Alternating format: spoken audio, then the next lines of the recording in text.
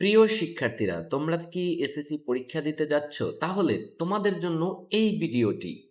তো ভিডিওটি তোমাদের জন্য অত্যন্ত গুরুত্বপূর্ণ হতে যাচ্ছে, কারণ এই অংশে তোমাদের এসএসসি পরীক্ষায় কিন্তু 10টি বাক্য আসবে, আর 10টি বাক্য তুমি যদি সমাধান করতে পারো তাহলে কিন্তু তুমি 10টি মার্কস পেয়ে যাবা। তাহলে তোমার জন্য বুঝতেই পারছো এই ভিডিওটি অত্যন্ত গুরুত্বপূর্ণ হতে যাচ্ছে। তো আমাদের এবার আলোচনার বিষয় হচ্ছে চেঞ্জিং সেন্টেন্সের বোর্ড প্রশ্ন সমাধান করা, আর এখান থেকে তোমরা অনেক বাক্য হুবহু কমন পেয়ে যাবা। তাহলে আর দেরি না করে আসো, আমাদের অতি গুরুত্বপূর্ণ যে বাক্যগুলো পরীক্ষায় আসতে পারে এবং তোমাদের সমস্যা হতে পারে সেগুলো নিয়ে আলোচনা করছি।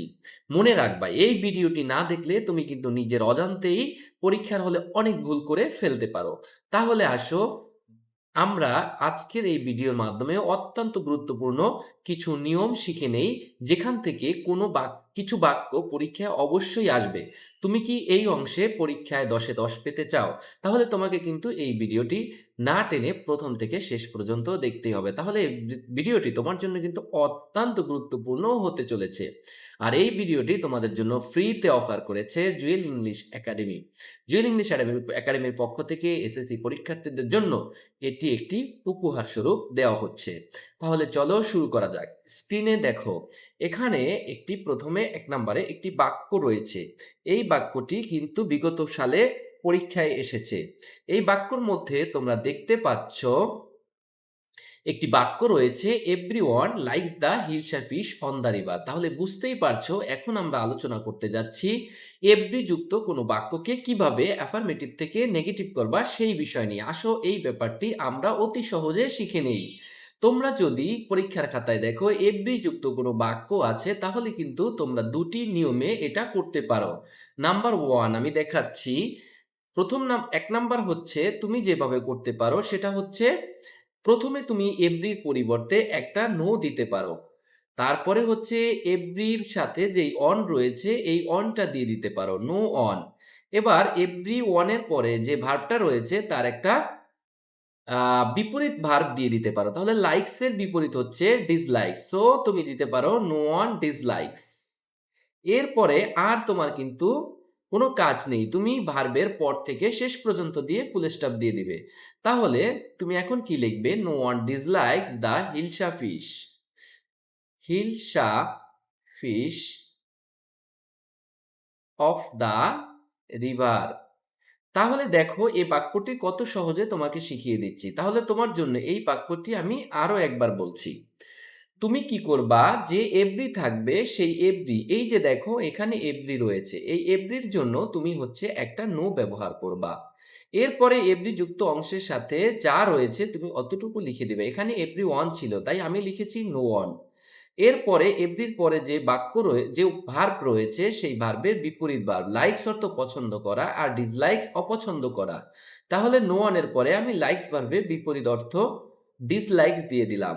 এরপরে বাক্যে যা রয়েছে তা কিন্তু আমি হুবহু লিখে দিয়ে ফুল স্টপ দিয়ে দিয়েছি। তাহলে আমার এটি কিন্তু পরিবর্তন হয়ে গিয়েছে।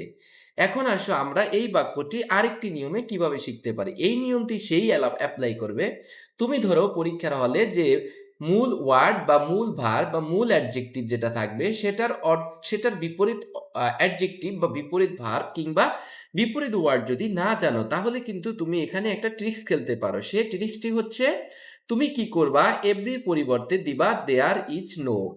এভরির পরিবর্তে দেখো আমি দেয়ার ইজ নো দিয়ে দিয়েছি।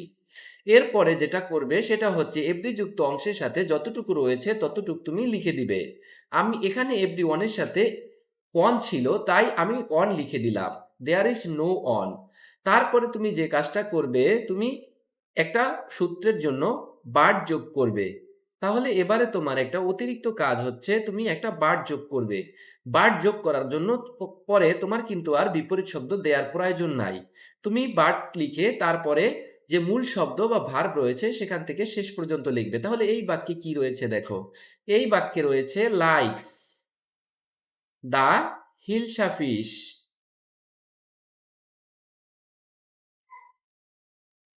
Hilsa fish of the river.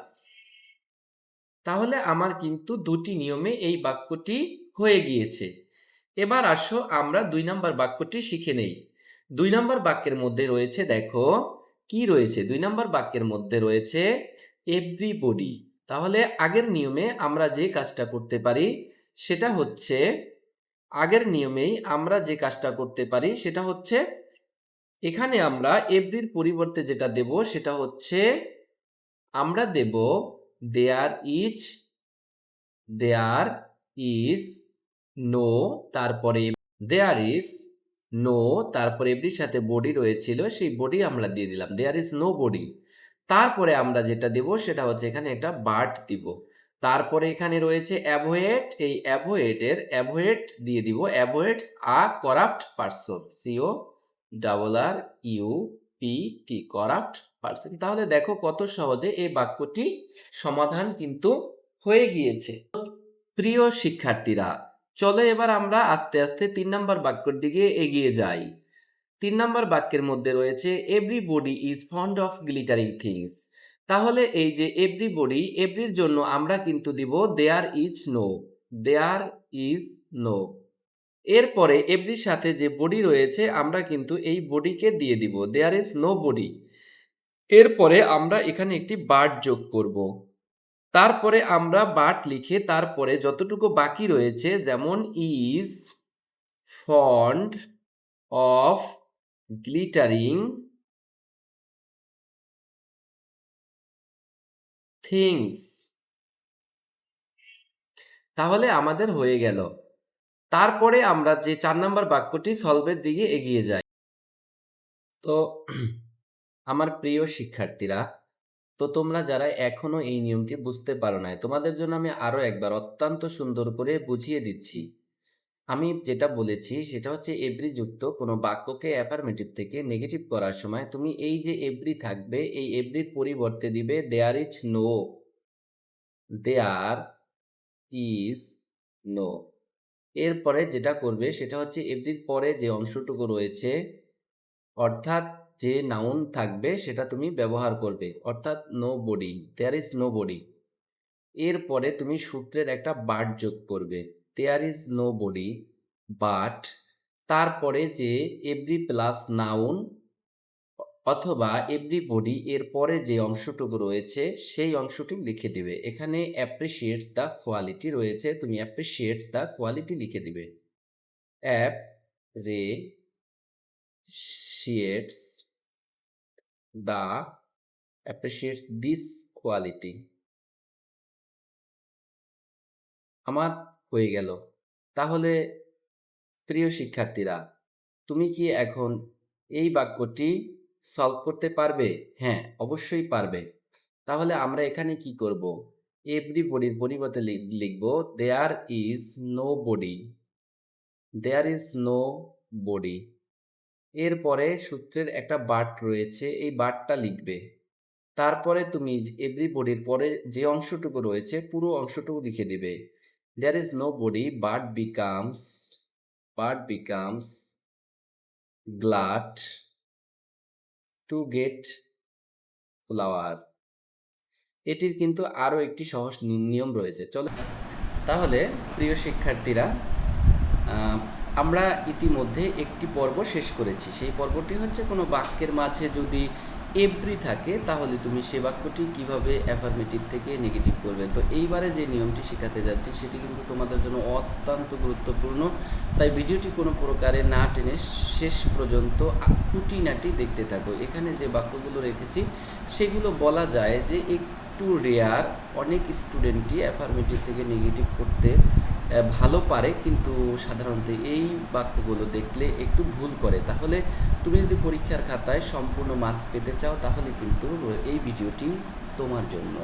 তাহলে আসো আমরা ধীরে ধীরে বুঝে বুঝে এই বাক্যগুলো সলভ করি। আর আমি সবগুলো বাক্য কালেক্ট করেছি বিগত সালের বোর্ড প্রশ্ন থেকে। অতএব বুঝতেই পারছো এই বাক্যগুলো তোমাদের জন্য কিন্তু অত্যন্ত জরুরি। তো তোমরা জুয়েল ইংলিশ একাডেমির সাথে নিয়মিত ক্লাস করতে থাকো। তোমাদের জন্য জুয়েল ইংলিশ একাডেমি অনেক ভালো ভালো ক্লাস নিয়ে আসবে, যেগুলো তোমরা সলভ করলে পরীক্ষার খাতায় নিশ্চিত এ প্লাস পেয়ে যাবা ইনশাআল্লাহ। তো এবারে দেখো একটি বাক্য রেখেছি, বাক্যটি হচ্ছে in fact A moonlit night is very pleasant. এই দেখো এই বাক্যের মাঝে ভেরি আছে, তাহলে বুঝতে পারছো এখন আমাদের যে নিয়মটি রয়েছে সেই নিয়মটি আমরা আলোচনা করব। কোনো বাক্যের মাঝে যদি ভেরি অথবা ভেরি মাছ থাকে তাহলে আমরা সে বাক্যটি কিভাবে অ্যাফার্মেটিভ থেকে নেগেটিভ করব। তো আসো আমরা এটা শিখে নিই এখনই। তো এই বাক্যটির মধ্যে ভেরি রয়েছে, তো এই বাক্যটি আমরা কিভাবে সলভ করি দেখো। তোমরা এই বাক্যটি এভাবে সলভ করতে পারো, ইনফ্যাক্ট প্রকৃতপক্ষে, ইনফ্যাক্ট প্রকৃতপক্ষে a moonlit night, a moonlit night is, লিখলাম। এবার এখানে একটা নট দিব, তারপরে এইখানে যে ভেরির পরে অ্যাডজেক্টিভ রয়েছে এই অ্যাডজেক্টিভের বিপরীত অ্যাডজেক্টিভ আমাদেরকে কিন্তু দিতে হবে। তাহলে প্লেজারের বিপরীত অ্যাডজেক্টিভ হচ্ছে কিন্তু প্লিজেন্টের বিপরীত অ্যাডজেক্টিভ হচ্ছে কিন্তু আনপ্লিজেন্ট। তাহলে আমরা এটা কিভাবে লিখব? আমরা এটা লিখব, এই যে এখানে অ্যাডজেক্টিভের পূর্বে একটা নট দিয়েছি, তো নটের পরে আমরা যে অ্যাডজেক্টিভটা রয়েছে সেই অ্যাডজেক্টিভের আমরা বিপরীত অ্যাডজেক্টিভ প্লিজেন্টের বিপরীত আনপ্লিজেন্ট দিয়ে দেব। দেন আমরা এই যে ভেরিজ বাদ দিয়েছি, যে ভেরিযুক্ত বাক্যের ভেরি বাদ দিয়ে তারপরে ভেরি আমরা একটা অ্যাট অল যোগ করে দেবো, অ্যাট অল। তো আগে দেখো বাক্যটা ছিল ইনফ্যাক্ট প্রকৃতপক্ষে এ মুনলিট নাইট, একটি চাঁদনি রাত ইজ ভেরি প্লিজেন্ট, খুবই আনন্দদায়ক। এখন আমরা যেটা লিখলাম, প্রকৃতপক্ষে এ মুনলিট নাইট, একটা চাঁদনি রাত is not unpleasant at all, একটা চাঁদনি রাত আদৌ কিন্তু নিরানন্দময় নয়, অথবা একটি চাঁদনি রাত নিরানন্দদায়ক নয়। এবার দেখো আমরা এই বাক্যের মাঝে ভেরি রয়েছে, সো এই ভেরিযুক্ত বাক্যকে আমরা কিভাবে অ্যাফার্মেটিভ থেকে নেগেটিভ করব। তাহলে আমাদের মূল ফোকাস থাকবে যে ভেরির পরে যদি অ্যাডজেক্টিভ থাকে সেই অ্যাডজেক্টিভের বিপরীত শব্দ কি ব্যবহার করা। তো আমরা এখানে লিখব ইন সামার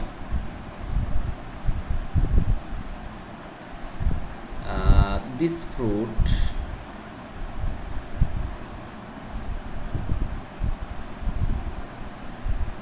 ইজ, অ্যাডজেক্টিভের পূর্বে আমরা একটা নট দেব, not this summer, this fruit is not অ্যাভেইলেবলের বিপরীত হচ্ছে আনঅ্যাভেইলেবল, আনঅ্যাভেইলেবল।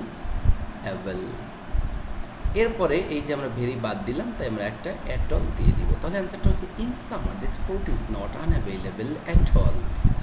এরপরে বাক্যটা দেখো, এখানে পরে যে বাক্যটা রয়েছে সেটা হচ্ছে her parents liked her very much. তাহলে এখানে ভেরি মাচ অ্যাডভার্ব হিসেবে কাজ করেছে, তো এর যে ভার্ব সেই ভার্বটা হচ্ছে লাইকড। তো আমরা এখানে প্রথমে সাবজেক্ট লিখে দিব হার প্যারেন্টস, হার প্যারেন্টস। এই যে লাইকড আছে তার বিপরীত শব্দ লিখতে হবে, কিন্তু যেহেতু এটা মূল ভার্ব তাই তার আগে এটা পাস্ট টেন্সের কারণে আমরা লিখব did not, her parents did not. লাইকটের বিপরীত হচ্ছে ডিসলাইক, তো যেহেতু আমরা ডিড ব্যবহার করেছি তাই ভার্বের বেস ফর্ম দেব dislike. Her parents did not dislike her at all. তো বন্ধুরা এবারে চলে আসো আমরা এই বাক্যটা সলভ করি। I was very kind to the poor, he was very kind to the poor. তাহলে এখানে এই যে ভেরির পরে কাইন্ড হচ্ছে একটা অ্যাডজেক্টিভ, এটাকে আমাদের একটা বিপরীত ওয়ার্ড ব্যবহার করতে হবে। তাহলে হি ওয়াজ, এখানে এই যে কাইন্ড অ্যাডজেক্টিভ তার পূর্বে আমরা একটা not Dev, he was not. কাইন্ডের বিপরীত হচ্ছে আনকাইন্ড, কাইন্ডের বিপরীত হচ্ছে unkind, he was not unkind